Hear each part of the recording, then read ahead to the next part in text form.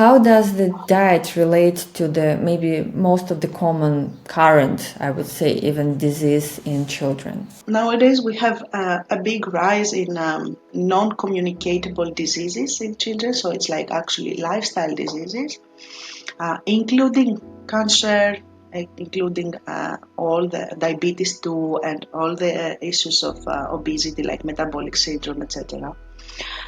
Also, a lot of hormonal problems are coming up, like thyroid problems. We see it all very often in kids.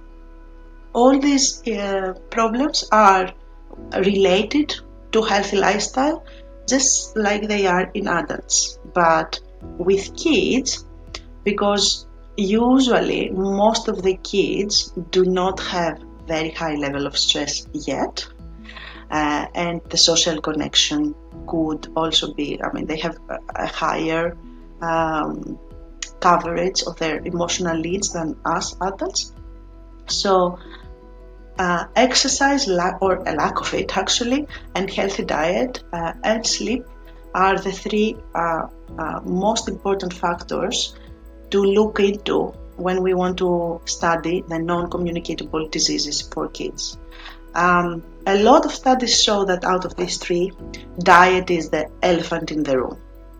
So, and I want to point that out because, like in many countries, we have a rise in obesity problem, childhood obesity problem, and you have a lot of health professionals that are not really into the updated into the data, saying that, oh, don't worry, it's okay, put your child into a gym class, let him exercise more and it will be okay. But we know from studies with interventions that that's hardly it's not the answer. It's the answer in a small percentage of cases, but the vast percentage of cases, the answer or the real cause is the diet. So this is where we should see when it comes to kids. So what would be the key most critical elements in the diet of a child, so we basically avoid this type of disease, or at least lower the chances? Of course, we probably cannot avoid, but reduce the chances and risks. Again, this thing here, it's not so much different than adults. We want to create a diet plan that is focused on the whole plant-based food, like the less processed foods that come from plants. So if you try to create a dietitian plan which is high on fruits and vegetables, both of them with no restriction when they are whole, and I'll put a small star here, like a point.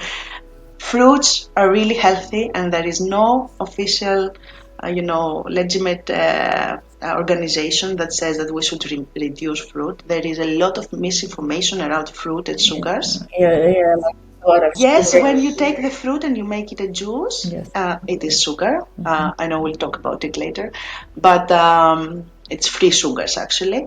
But kids should not have any restriction on how many fruits they can consume. Okay, so we want them to consume vegetables and fruits. They are the same group of healthy food. Then we really need to focus that legumes are really important, especially for food, because it's the category of food that will also compensate for the toxic exposure to toxic chemicals. And I see here even health conscious families that really give a lot of fruits and vegetables to their kids. They eat way less legumes than what they should. Then we have the whole cereals.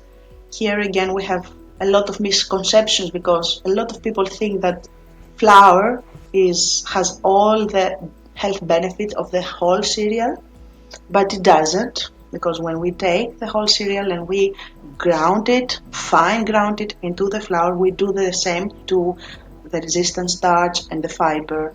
So eating wholemeal bread is not the same as eating, wheat or buckwheat.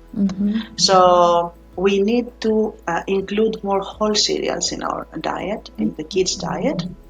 And last but very important category is the nuts and the seeds, because these are also very health, very easy to be given to kids. Usually kids like all these things like peanut butter, if it doesn't have extra palm oil.